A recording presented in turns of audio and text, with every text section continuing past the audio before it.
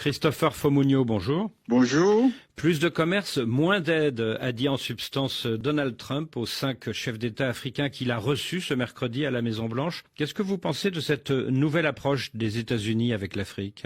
Effectivement, je pense que le président Trump est en train de vouloir marquer de son propre sceau une nouvelle définition de la politique américaine par rapport à l'Afrique. Et on se dit que peut-être, compte tenu des richesses naturelles existantes sur le continent, ça va ouvrir de nouvelles perspectives. Et nous l'avons ressenti parce que mercredi, les 5 chefs d'État, à tour de rôle, chacun parlait des richesses naturelles de son pays. Et peut-être que ça va changer le paradigme. Et il est envisagé un autre sommet, peut-être au mois de septembre à New York. Donc, peut-être, il faut garder l'espoir que les relations vont changer entre-temps pour ce deuxième mandat. Est-ce qu'il peut y avoir des accords secrets? Selon le Wall Street Journal, Donald Trump aurait demandé à certains États africains de bien vouloir accueillir les étrangers dont les États-Unis ne veulent plus et que les pays d'origine ne veulent pas récupérer. On sait que, par exemple, avec le Sud-Soudan, il y a eu beaucoup de palabres ces derniers mois. Nous avons aussi appris des démarches semblables par rapport à la Libye ou à d'autres pays. Donc, ça ne me surprendra pas parce que la question de l'immigration constitue l'un des piliers de l'administration Trump pour ce deuxième mandat. Alors, l'un des faits les plus marquants de ce début de mandat de Donald Trump, c'est le démantèlement de l'USAID. Est-ce que vous pensez que cela est définitif ou que cette institution reverra le jour quand les démocrates reviendront au pouvoir à Washington?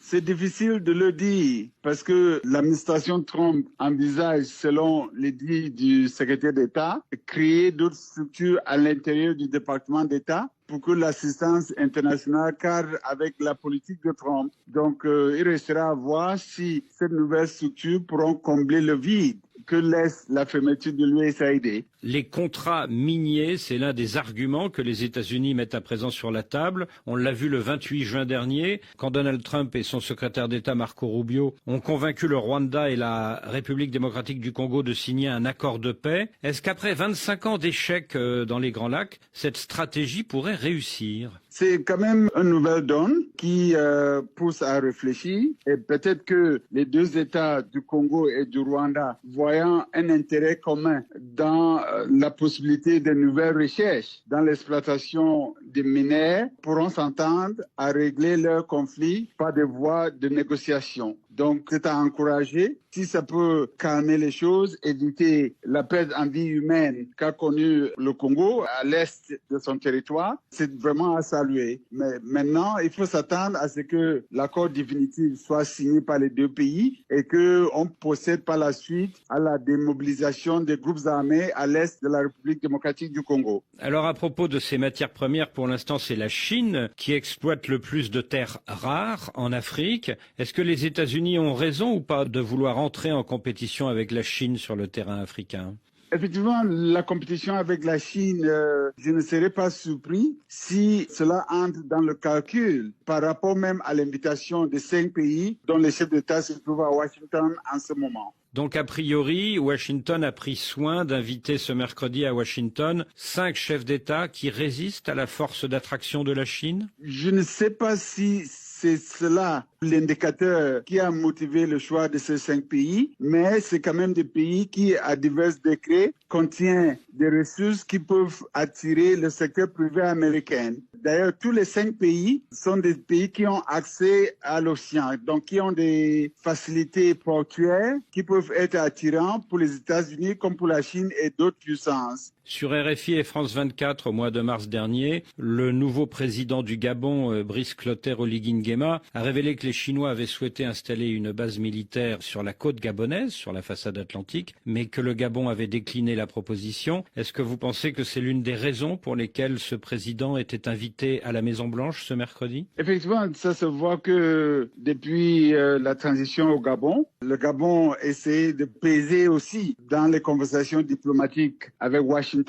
On l'a ressenti aussi mercredi lors de la rencontre à la Maison-Blanche que le nouveau président gabonais a fait étalage des ressources naturelles dont dispose son pays et de son ouverture. Comment expliquez-vous que les 5 chefs d'État invités à ce mini-sommet de mercredi ne représentaient que des puissances moyennes en Afrique et qu'il n'y avait ni le président du Nigeria, ni celui du Kenya, ni celui d'Afrique du Sud ou d'Angola?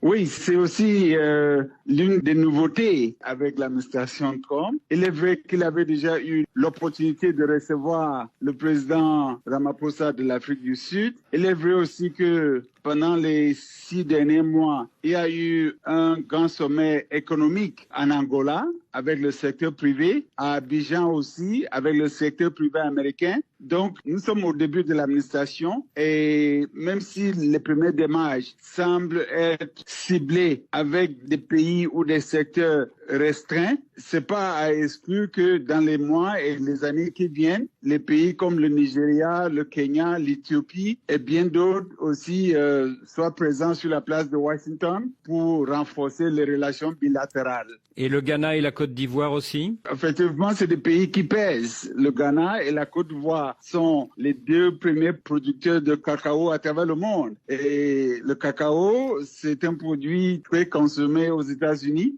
C'est des pays qui pèsent dans la sous-région de l'Afrique de l'Ouest. Donc, je suis convaincu que les diplomates américains ont cela à l'œil et que tôt ou tard pourront influencer les relations bilatérales de l'administration Trump avec ces 2 pays-là. Cette politique très commerciale de Donald Trump, est-ce qu'elle est très différente de celle de Joe Biden, son prédécesseur, ou est-ce que c'est finalement dans la continuité de l'ancien président démocrate? Non, sur ce plan, je crois qu'il y a une rupture très nette et très claire entre les démarches de l'administration Biden par rapport aux démarches de l'administration actuelle. Et du coup, vous qui êtes un cadre du National Democratic Institute, donc d'une institution du Parti démocrate, est-ce que vous regrettez cette nouvelle approche? Pas du tout, parce que nous sommes une organisation indépendante, non partisan. Nous travaillons de manière non partisane et nos activités ont toujours été appuyées par les républicains comme par les démocrates. Donc, quelle que soit l'administration qui est au pouvoir, cela n'enfreint pas la capacité des structures comme les nôtres à faire leur travail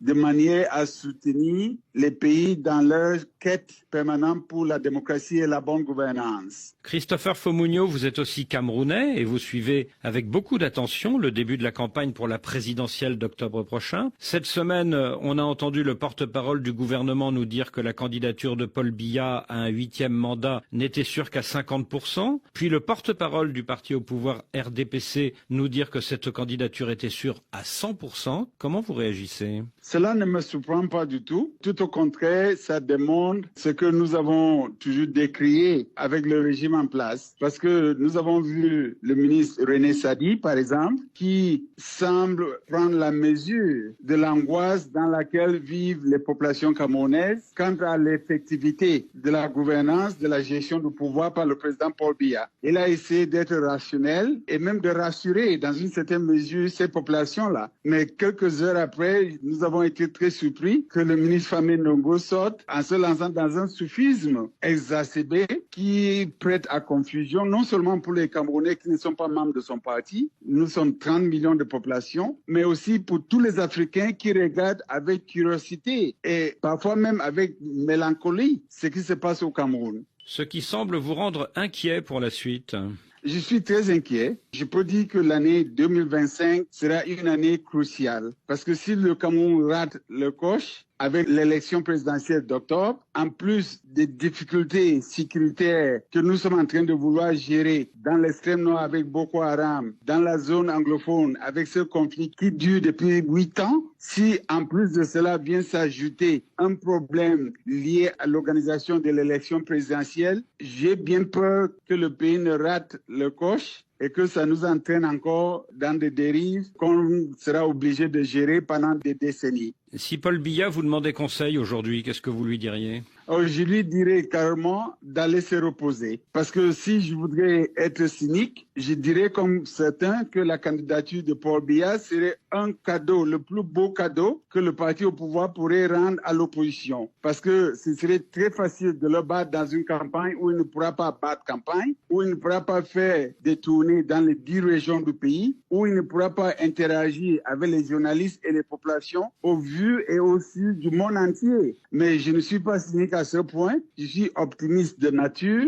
et je lui dirais carrément, en tant que grand-père, en tant qu'arrière-grand-père, c'est le moment de prendre votre retrait et d'être respecté par les Camerounais et par les Africains et par le monde entier pour cela. L'un des faits marquants de ce début de campagne au Cameroun, Christopher Fomugno, c'est le passage à l'opposition de deux alliés de poids du RDPC, les nordistes Bello Bouba Maïgari et Issa Chiroma Bakary. Qu'en pensez-vous? Je pense que c'est très significatif que des personnalités qui ont servi dans le gouvernement pendant plus de 2 décennies décident en ce moment précis de quitter le bateau gouvernemental. C'est un message très fort et très clair et qui vient s'ajouter au remue que nous ressentons dans le Grand Nord où les populations semblent vraiment être déterminées à contribuer pour un changement véritable au Cameroun. Donc cela est à prendre au sérieux et je crois que si cet électorat qui par le passé a toujours voté pour le parti au pouvoir décide de ne plus le faire aujourd'hui, ce serait mathématiquement difficile d'expliquer comment le parti au pouvoir pourrait retrouver sa majorité lors de la prochaine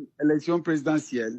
Oui, mais Christopher Fomugno, il n'y a qu'un seul tour et il y a beaucoup de candidats de l'opposition à venir. Sont annoncés, outre Bello Bouba Maïgari et Issa Chiroma Bakary, Maurice Kamto, Cabral Libi, Joshua aussi, Akeremouna et bien d'autres personnalités importantes. Est-ce que ces divisions ne vont pas faire le jeu du pouvoir? Effectivement, mais je crois que les populations sont très éveillées en ce moment et je crois qu'ils seront à même de faire pression sur leurs candidats pour que l'opposition puisse trouver une certaine harmonie lors du scrutin. Christopher Fomugno, merci. À moi de vous remercier.